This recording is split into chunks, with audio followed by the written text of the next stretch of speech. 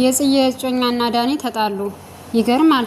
ዳኒ ግን ማለት ነው የወደቀ ወንዶች እኮ የጣሉትን ሲያነሱባቸው እኮ አይወዱም። ነው በጣም ያሳዝናል። ኧረ ተው ዳኒ ግን ተው፣ ልጅቷ ህይወቷን ትኖርበት። ሰላም ጤና ይስጥልኝ የተከበራችሁ የስሌት እምነት ተከታዮች፣ እንኳን የቻናል መጣችሁ። የቻናል አዲስ ስለሆነ ሰብስክራይብ፣ ላይክ፣ ሼር በማድረግ አበረታቱኝ። ስለምታበረታቱኝ አመሰግናለሁ።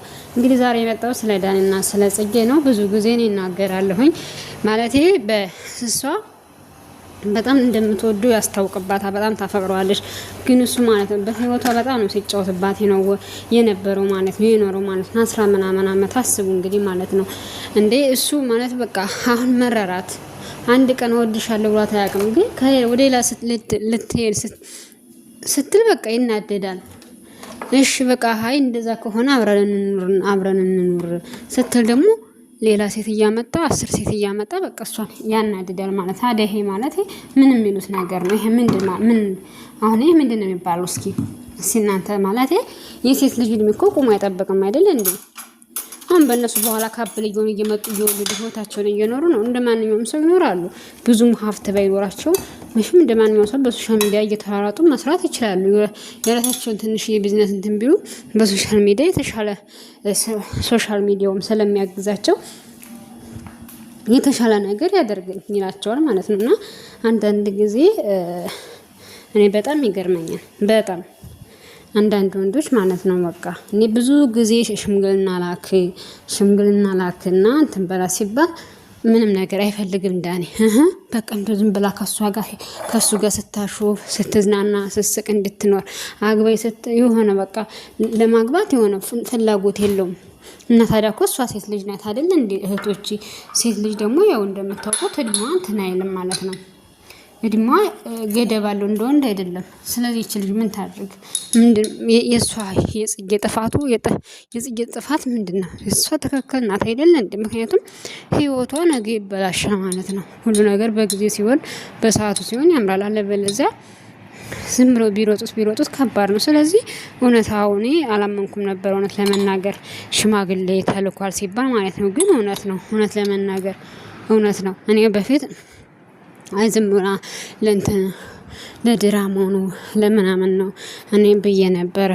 እንደዛ አይደለም። እውነትም እሷ እንትን ብላለች ማለት ነው። እውነትም እሷ ሽማግሌ ተላኮላት። አሁን እኔን ነው የምታገቢ እስካሁን የት ነበርክ ዳኒ? እስካሁን እርግጥ እኮ እሷ እኮ ተወደዋለች እኮ። ግን ደግሞ እሷ ስለወደደችው እሱ በቃ ይሆናል ሊሆን በቀል ያለበት ነው የሚመስለው። የሆነ ውዳታል ይላል። ግን ደግሞ እሷ ደስተኛ እንድትሆናት ወይ ስትኖር ይዛት ኑር፣ አለበለዚያ ትሄድና ደስተኛ ትሁን። ማንንም አታገቢው ነው የምልሽ፣ ማንንም አታገቢው ነው የምልሽ 100 ጊዜ ማለት ነው። እና ታዲያ እሷ ይችልሽ ታዲያ ቆማ ትድክር እንዴ? እና ታዲያ ይችል ቆማ ትቅር?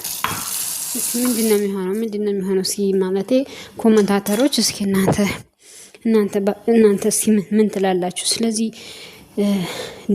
የዳኒ ውሳኔ ጥሩ አይደለም። የዳኒ ውሳኔ እኮ ጥሩ ነው አይደለ እንዴ? የጽጌ ውሳኔ ጥሩ ነው። ምክንያቱም ነገ ህይወቷን እንደዚህ የሚያበላሽው የሚያጨማልቀው ከሆነ እንዴት ነው? አግባ ሲባል አይፈልግም። እሺ ልሂድ ስትል አይፈልግም። እሺ ታዲያ ይች ልጅ ምን ታድርግ? ምን ትሁን ታዲያ ይች ልጅ እንዴ? አስቡት። እግዚአብሔርና በጣም እኮ ነው የሚከብደው። ይሄ ነገር በጣም ይከብዳል። ከምታስቡት በላይ በጣም ነው የሚከብደው ማለት ነው። እና አንዳንድ ጊዜ እንደዚህ የምናደርገው ነገር ለነገር ለህይወታችን ትይናልና ይች ልጅ ምን ታድርግ? ሴት ልጅ ናት። በቃ ተዋት። እውነት ዳኒ ተዋት። በቃ የራሷን ህይወት ትኖርበት። አንተ እውነት እስካሁን የሆነ ለእሷ ትንሽ ፍቅር ካለ ተዋት፣ ህይወቷን ትኖር። ለምን መሰለ ተዋት የምንልህ?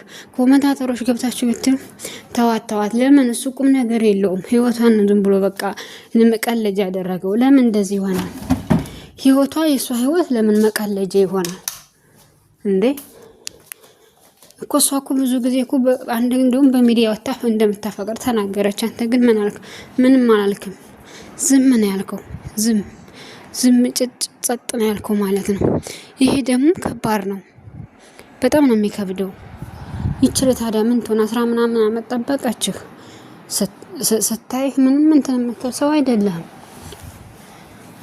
ፍቅርን የምትገልጽ ሰው አይደለህም። እና ታዲያ ይችል ልጅ ምን ታርግ? ነገ ህይወቷ ይበላሽ እንዴ? ይሄ እኮ ከባድ ነው። እግዚአብሔርና ህይወቷ ይበላሽ ተው እንጂ ዳኒ፣ እውነት አብራችሁ ኑራችሁ የዚህን ያህል ለእሷ ክፋት ለእሷ እንትን ለምንድን ነው እንትን የምትለው እንዴ? ይሄ እኮ ነውር እኮ ነው። እንደዚህ እኮ አይደረግም እኮ። እና ታዲያ ይችል ምን ታርግ? ታዲያ ይችል ምን ታርግ? ምንድን ነው ጥፋቷ? እና እንደዛ ነው ቤተሰብ። ወደ ሁለተኛ ጽጌዬ ጎበዛው በዚሁ ቀጥ ማለት ነው። ወደ ሁለተኛው ሳይድ እንግዲህ ዛሬ አብረሽ ደግሞ ወደ ወታጅራ ወደ እንትና ሄዳለሁ እያለ ነበረ። አባቱም ጋሽዬ እውነቱን ነው። ጋሽዬ ትዳር እኮ ቀልድ አይደለም። እናንተ ቀልድ አደረጋችሁት፣ እንደዋዛ ሳታስቡበት ነው መሰለኝ የገባችሁት። ስለዚህ እንትን አደረጋችሁት፣ ትዳሩን ቀልድ አደረጋችሁት እያለ በጣም ሲሰድባቸው ነበረ ማለት ነው። እና እውነቱን ነው። ጋሽዬ ትክክል ነው። ጋሽዬ በጣም ትክክል ነው። ምክንያቱም ትዳር ቀልድ አይደለም። ስትፈልጉ የምትሄዱ ስትፈልጉ የምትመለሱበት አይደለም። ትዳር ብዙ መስዋዕትነት ያስከፍላል።